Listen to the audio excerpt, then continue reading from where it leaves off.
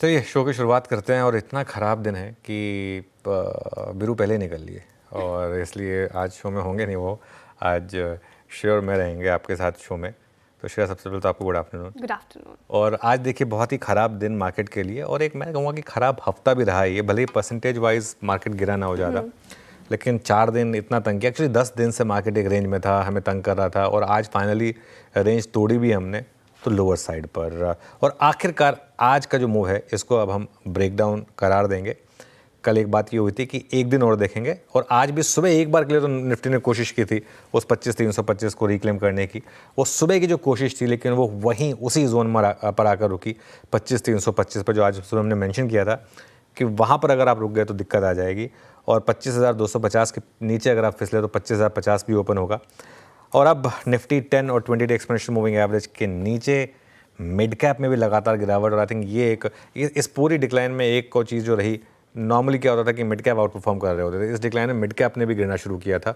और आज भी मिड कैप और स्मॉल कैप यहाँ अच्छी खासी गिरावट है। एडवांस डिक्लाइन देखिए आप, आपकी स्क्रीन पर आएगा, काफ़ी ख़राब है वो। तो ये थोड़ा सा आज मार्केट के लिए दिक्कत। लेट्स सी आखिरी का 1.5 घंटा क्या लाता है हमारे लिए।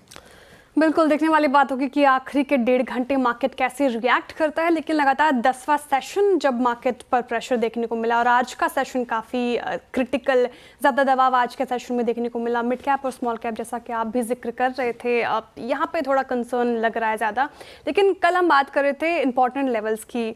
25,350 एक इंपॉर्टेंट लेवल, अगर वो ब्रेक करता है तो फिर हम सोच सकते हैं कि ब्रेक डाउन आया। आपने अभी बोला भी कि ब्रेक डाउन अब इसको करार दिया जा सकता है। क्या ये अब चिंता का विषय हो चुका है? अब यहाँ से कौन से लेवल इंपॉर्टेंट लग रहे हैं आपको, या फिर अब भी आप मार्केट को लेकर कंसर्न नहीं है? देखिए दिक्कत क्या है कि लेवल्स की बात मैं करूँगा, लेकिन दिक्कत ये है कि ये वाली जो गिरावट आई है ना श्रेया, ये अर्निंग्स की वजह से आई है। और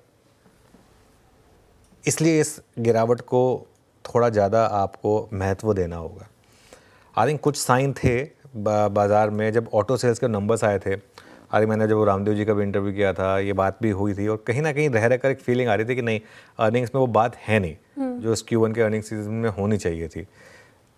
लेकिन प्राइस ब्रेकडाउन में मार्केट ने थोड़ा समय लगाया। 3-4 दिन मार्केट थोड़ा सा आई थिंक वार्निंग साइन दे रहा था, लेकिन आज कुछ प्राइस ब्रेकडाउन दिया मार्केट ने।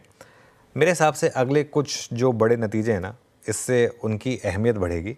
और ये हो सकता है कि आपको शायद थोड़ा सा फार्मा में छुपने की जगह मिल जाए, थोड़ी सी हो सकता है कि आपको FMCG में छुपने की जगह मिल जाए।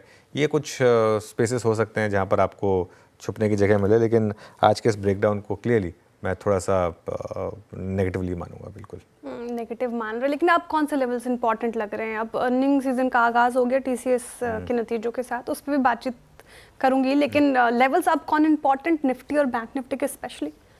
देखिए, अब सबसे इम्पॉर्टेंट लेवल है 25,050। आई थिंक ये आपको इम्पॉर्टेंट लेवल है।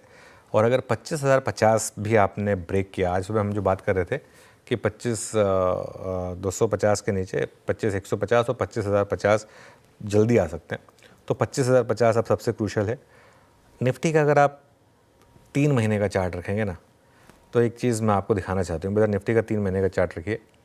अगर आप 25,050 के नीचे फिसले तो ये जो लास्ट वाली रैली है, पूरी रैली नहीं, चलिए 1 महीने का चार्ट रख दीजिए, जो लास्ट वाली रैली है जो हमने इस अर्निंग सीजन से जस्ट पहले देखी थी, जो 22, हाँ ये वाली रैली जो करीब करीब शुरू हुई थी 24,700 24,800 से, 24,700 24,800 से जो रैली हमने देखी थी, वो जो फ्लैग पैटर्न बना था उसका ब्रेकडाउन आ गया इंस्टेड ऑफ ब्रेकआउट।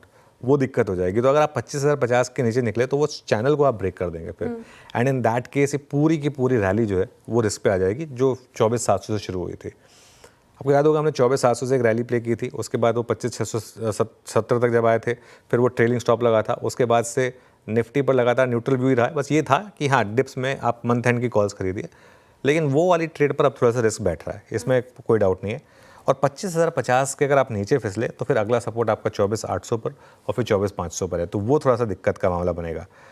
ऊपर की तरफ अब 25,300 और 25,350 ये सबसे बड़ी रेजिस्टेंस है। आज सुबह जिस तरीके से मार्केट ने इंटरडे रखिए, जिस तरीके से मार्केट ने सुबह रिकवरी में रिजेक्शन दिखाया ना, वहीं क्लियर हो गया था कि ये लेवल जो है वो क्रूशल होगा। और वो जैसे ही ब्रेक किया आपने, उसके बाद वो ट्रेंड डे में कन्वर्ट हो गया मार्केट।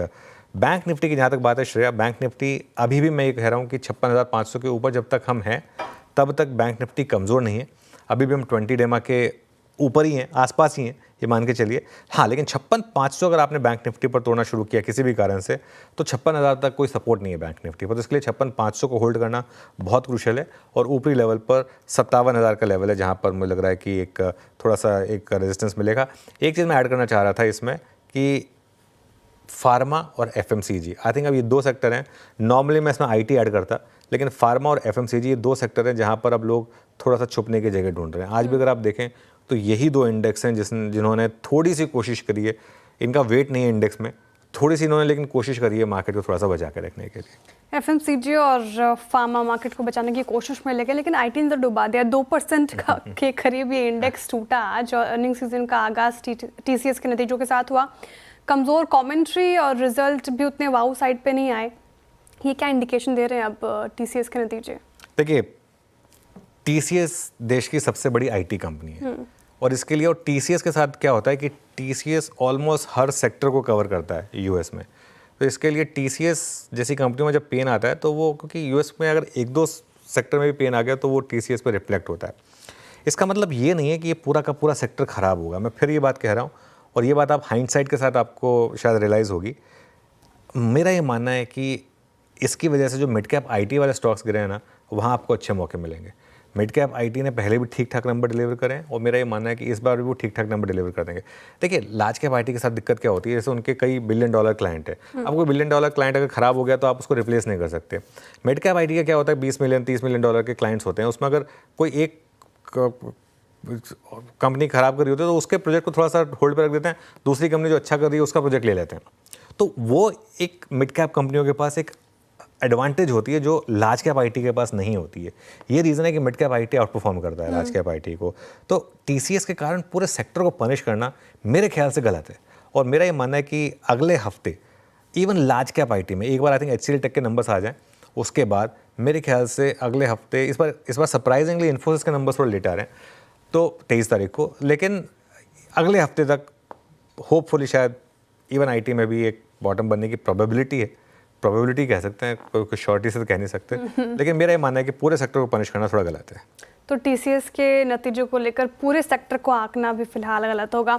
लेकिन मिड कैप पर मेरा सवाल जिस तरीके से 0.25% की एक बार मिड कैप का चार्ट रखे, निफ्टी मिड कैप 100 लगभग 0.25% की तेज गिरावट के साथ आज ये क्लोज हो रहा है डे लो के आसपास।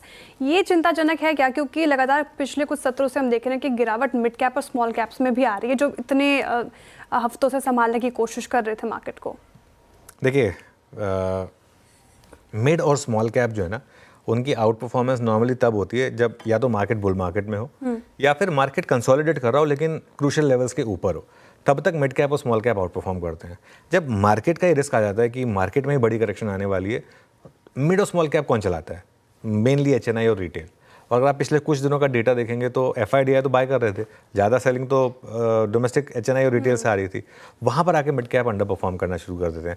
अच्छा, मिड कैप की यूनिवर्स इतनी बड़ी है ना, इसमें ऐसा नहीं है कि अक्रॉस द बोर्ड स्टॉक्स गिरे हैं, आज आउट परफॉर्मिंग स्टॉक्स भी हैं, लेकिन वो थोड़े से कम है रिलेटिवली। तो अभी मुझे लगता है कि बहुत ज़्यादा चिंता करने की ज़रूरत है आपको, लेकिन वो जो रैली वन वे रैली चल रही थी ना मिड कैप स्मॉल कैप की, वो खत्म हुई है क्लियरली।